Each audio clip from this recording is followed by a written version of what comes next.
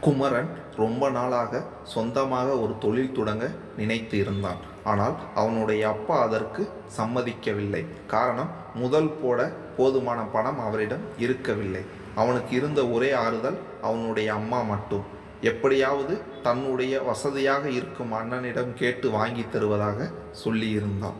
குமரனின் மாமாவும் கொடுக்க தயாராக இருந்தார். ஆனால் அதில் அவருக்கு ஒரு நிபந்தனை இருந்தது. அவருடைய பார்வை குறைபாடு உள்ள மகளை திருமணம் செய்து கொள்ள வேண்டும் என்பதே. ஆனால் குமரனின் தந்தைக்கு தெரிந்தால் நிச்சயம் சம்மதிக்க மாட்டார்.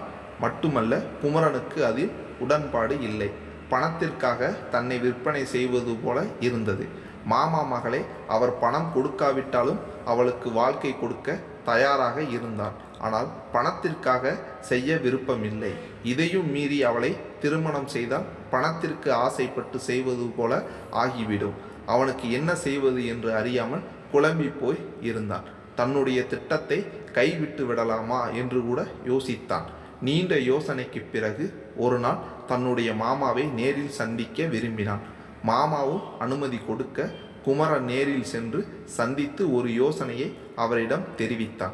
அதாவது, மாமா கொடுக்கும் பணம் கடனாக பெற்றுக்கொண்டு அதை வைத்து தொழில் தொடங்கி லாபம் சம்பாதித்து சுயமாக தான் தகுதிக்கு சொத்து சேர்த்து கொண்ட பிறகு மாமான் மகளை திருமணம் செய்து கொள்வதாக கூறினான். வாங்கும் பணத்தை கடனாக திருப்பி கொடுத்து விடுவதாகவும், எக்காரணம் கொண்டும் மாமன் மகளை திருமணம் செய்து கொள்ள தவறமாட்டேன் என்று உறுதி கூற, மாமாவுக்கும் அது நியாயமாகப்பட குமரன் யோசனையை ஏற்றுக்கொண்டு பணம் கொடுத்து உதவினார். அதுவும் அல்லாமல் தான் அப்படி ஒரு நிபந்தனை போட்டு இருக்கக்கூடாது என்று வருத்தம் தெரிவித்து கொண்டார் மாமா.